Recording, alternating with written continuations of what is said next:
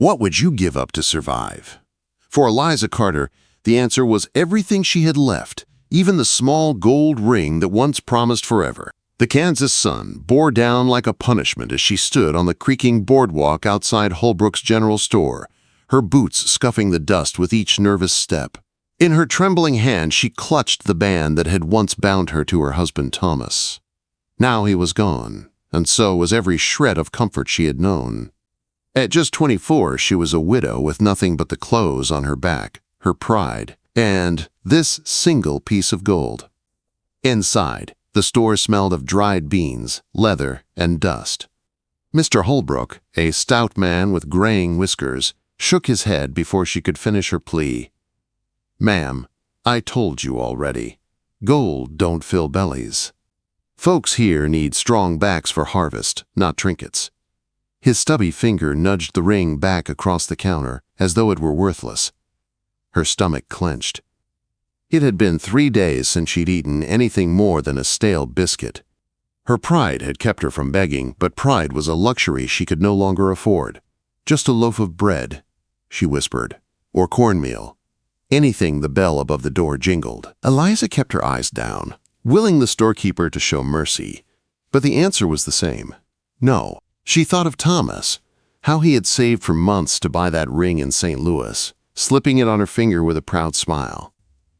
Now the gold seemed no more valuable than a pebble.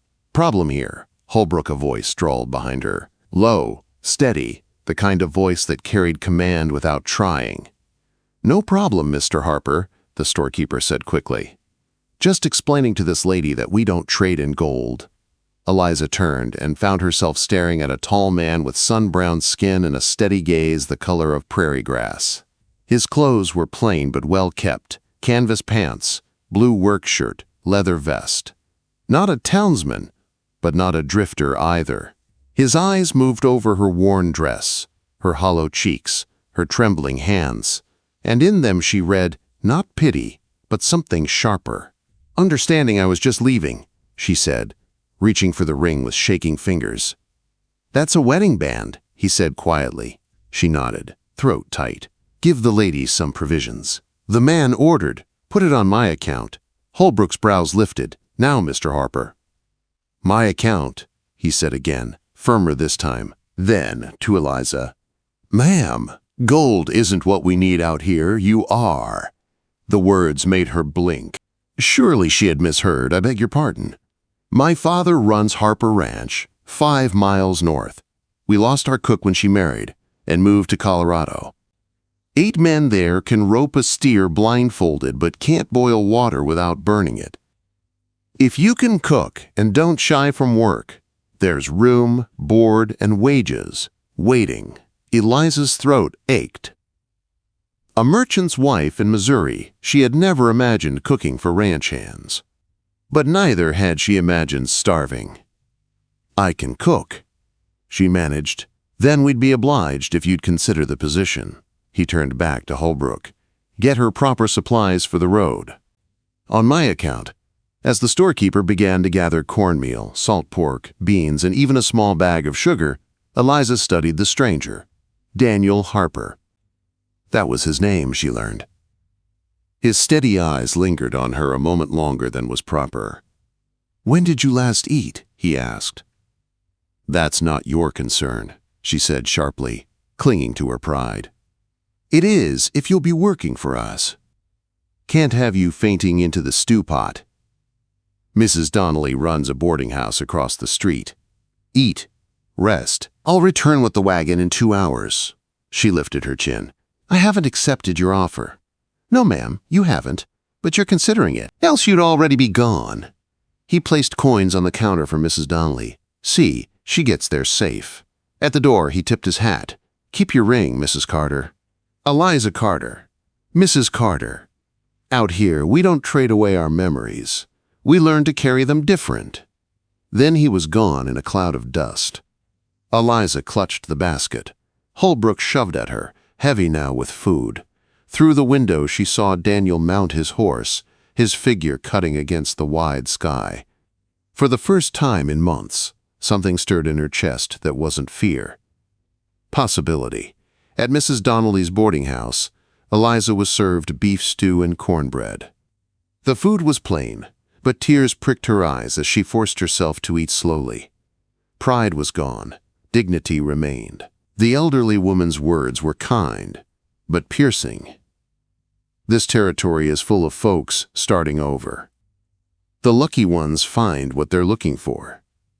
2 hours later, when Daniel returned with his wagon, Eliza stood on the porch with her meager carpetbag. She hesitated, ring clutched in her fist, eyes scanning the dusty town that had nearly broken her. Then she climbed aboard, leaving behind her old life, riding toward a future she could not yet imagine. The prairie spread before them, endless, golden, and terrifying. "Second thoughts?" Daniel asked, gathering the reins. "No," Eliza said firmly, slipping the ring into her pocket. "No second thoughts." As the wagon rattled toward Harper Ranch, she breathed in the scent of dust and horses, the sound of creaking wheels. The life she had known was gone, but perhaps, just perhaps, something new waited in the wide Kansas sky. The sun dipped lower as Daniel Harper guided the wagon north, the prairie rolling out in endless waves of gold. Eliza sat stiffly beside him, clutching her carpetbag in her lap, her other hand tight around the small ring in her pocket. She tried to steady her breath, but everything inside her felt unsteady. She had left behind what little safety the town might have offered, placing her trust in a man she'd known less than an hour. Yet something in his quiet steadiness had pulled her forward when despair had almost rooted her in place. Daniel glanced at her now and then, as though measuring her resolve. "My father won't mind that I hired you," he said. "Finally, I trust my judgment. Out here, we all have to—" His voice carried a calm certainty, the kind that made it hard not to believe him. Eliza nodded, though she said nothing. Words still seemed like fragile things, too easily broken. By the time the wagon creaked into the yard of Harper Ranch, the sun had begun its slow descent. Eliza's eyes caught on the scene: weathered barns, a long bunkhouse, cattle moving like shadows in the distance, and a main house that stood plain but sturdy against the vast horizon.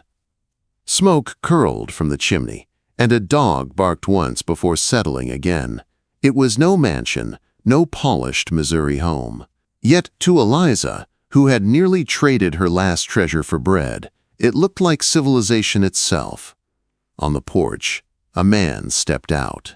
Older, broad-shouldered, his face carved by years of sun and labor, but his eyes sharp and steady like his son's paw. Daniel called. "This is Mrs. Carter." "She's agreed to take the cooking." Jacob Harper studied her, gaze steady but not unkind. He tipped his hat, "Ma'am. Daniel says you've fallen on hard times." "I'm willing to work, Mr. Harper," Eliza said, meeting his eyes squarely.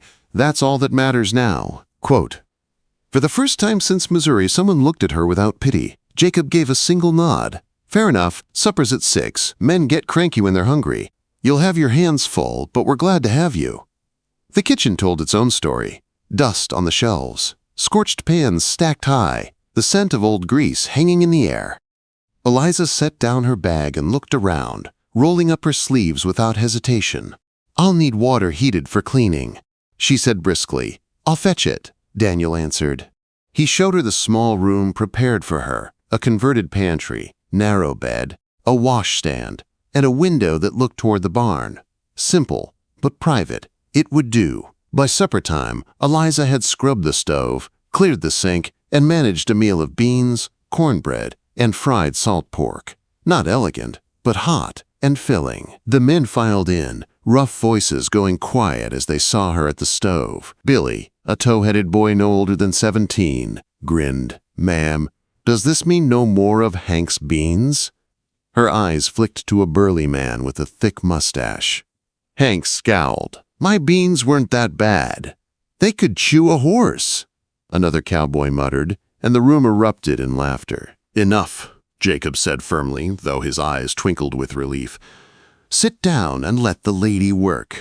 The men ate like wolves, scraping plates clean, sighing with satisfaction. One by one, they offered thanks. Rough, awkward words, but sincere.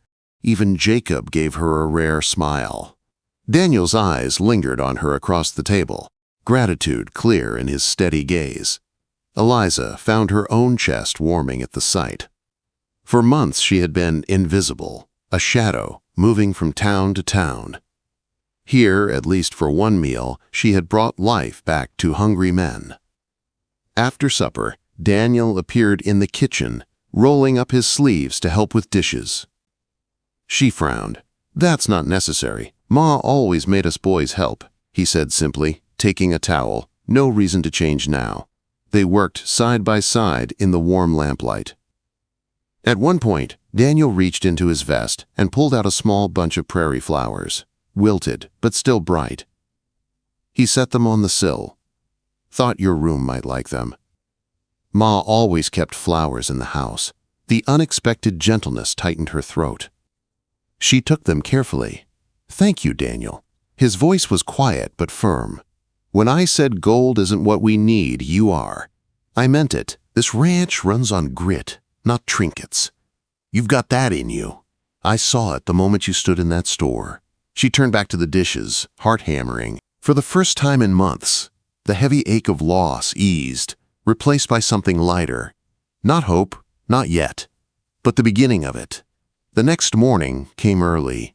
Eliza was up before dawn, coaxing the fire to life, setting coffee to boil, biscuits in the oven, and salt pork sizzling in the pan. The men gathered at the table at 5 sharp, drawn by the smell of hot food and strong coffee. This time, there was no awkward silence, just laughter, banter, and gratitude. By noon, she was sending baskets of cold biscuits and dried beef out to the men in the fields. By evening, she was reclaiming a weed-choked garden behind the house, sleeves rolled up, hair falling from its pins. Each day, her body grew stronger. Each day, the ghost of the woman she'd been faded, replaced by someone new. And each day, Daniel's steady green eyes seemed to find her, watching, measuring, quietly approving. But the prairie was not kind for long. Trouble arrived on a hot afternoon in the shape of 3 new riders, rough-looking men seeking work. One, a tall man with a scar through his brow, tipped his hat with a smile that didn't reach his eyes. "Name's Wade," he said. "This here's Collins. We'll be working with your hands if Mr. Harper will have us." Eliza stiffened under his assessing gaze. Something about him made her skin crawl. She nodded politely, but her hands trembled slightly as she turned back to her work. Daniel appeared in the doorway, jaw tight. "Mrs. Carter keeps this kitchen. Her word is law here." His tone left no room for argument. Wade's smile widened, but there was something cold behind it. That night, as Eliza lay in her small room, listening to the murmur of men's voices in the bunkhouse, she realized her life at Harper Ranch had shifted. She was no longer on the edge of starvation, no longer invisible. She was part of something, needed, wanted. But with the shadow of Wade and his companions lurking on the horizon, she wondered how long this fragile peace would last. The weeks that followed brought a rhythm Eliza had never known. She rose before dawn, coaxed the old stove to life, brewed coffee strong enough to wake the dead, and turned flour into biscuits that the men devoured like boys at their mother's table. She scrubbed, planted, mended, and cooked, her hands toughening, her cheeks filling out again with health. The merchant's wife she had once been seemed like a stranger. Here, in this rough ranch house, she was becoming someone new. Daniel often stopped in the kitchen, carrying in water or splitting kindling, his green eyes catching hers with a warmth that made her chest flutter.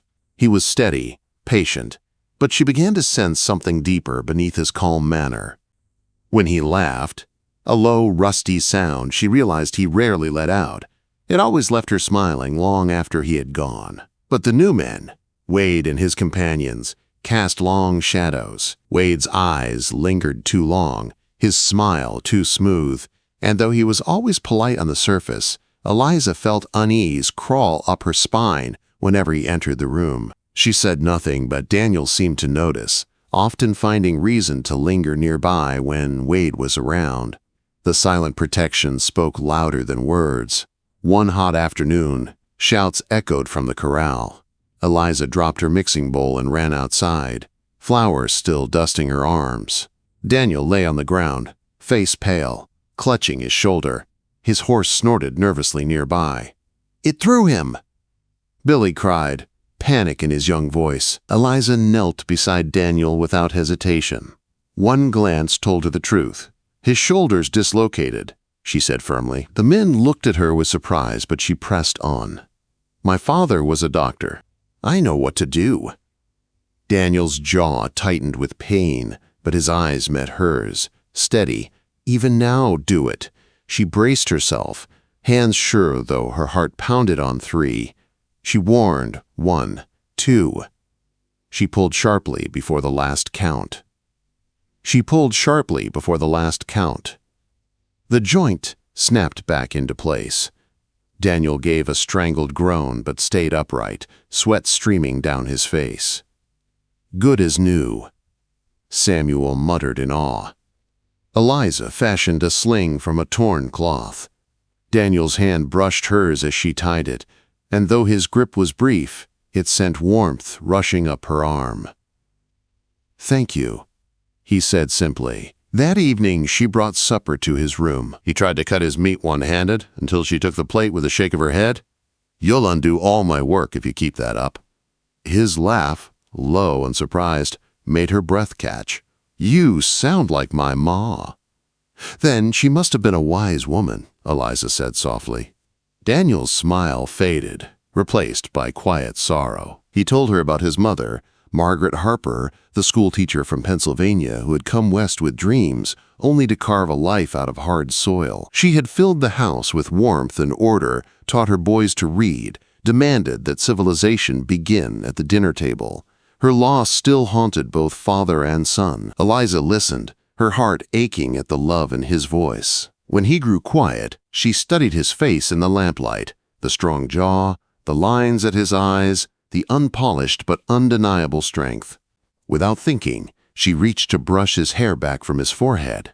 He caught her hand gently. "Eliza," he said, her name soft, reverent. A knock at the door shattered the moment. Billy's voice called from below. "Mrs. Carter?" "Colin says, wait 1 second." Eliza pulled her hand back quickly, cheeks burning. "Rest." She ordered. "Daniel, I'll see to it." She left before he could answer, her heart pounding. The days slipped by. Daniel healed, though he favored his arm. Life continued. Meals, chores, laughter at the table. And slowly, something tender grew between them. A glance that lingered too long. A brush of hands, an unspoken promise in the quiet moments. One Sunday, Daniel saddled 2 horses and asked her to ride. She hesitated, apron dusty, hair falling loose, but something in his eyes persuaded her. They rode across the prairie, the wide land stretching endless around them. He showed her the creek, the cottonwood grove, and finally a hill marked by 3 crosses. His brothers and his mother laid to rest there. "She'd have liked you," he said quietly. Eliza's throat tightened. "I'm not sure I'm ready." "I'm not asking for anything," Daniel said quickly. "I just need you to know, you're not just the cook to me. You're becoming everything." The words stole her breath. She reached out, touched his cheek. "I'm scared," she whispered. "So am I," he admitted. "But maybe being scared together is better than being brave alone." For the first time since Thomas's death, the sharp weight of grief lifted. That night, Eliza slipped her wedding ring off and placed it gently in a drawer, not discarded, not forgotten, but no longer binding her to the past. Weeks passed, and whispers of trouble stirred. Fence lines cut, a water hole fouled, cattle scattered. The men spoke of Clayton Mason, the ruthless rancher to the north, who had long coveted Harper land. Suspicion darkened every corner. Wade's smirk grew bolder, his words edged with malice. Eliza watched, wary, her instincts prickling. One night, as the men gathered grimly in the kitchen, Eliza spoke up. "It's not your cattle he's after. It's your water. Without it, this ranch dies." Silence followed her words. Then, Jacob Harper nodded slowly. "The lady's right. Mason won't stop until he has the creek." That night, Daniel walked her to her door, as he often did now. He caught her hand, voice low but fierce. "You see things the rest of us miss. You make us stronger. I need you to know. I love you, Eliza." Her breath caught. The words she hadn't dared hope for filled the air between them. She searched his face, found only truth there. "I love you too." They kissed in the quiet hallway, a kiss that held both promise and fear, tenderness and fire. For the first time, Eliza let herself believe in tomorrow. But tomorrow would not wait. At dawn, riders appeared on the horizon. Gunfire cracked across the prairie. Mason had come for the ranch at last.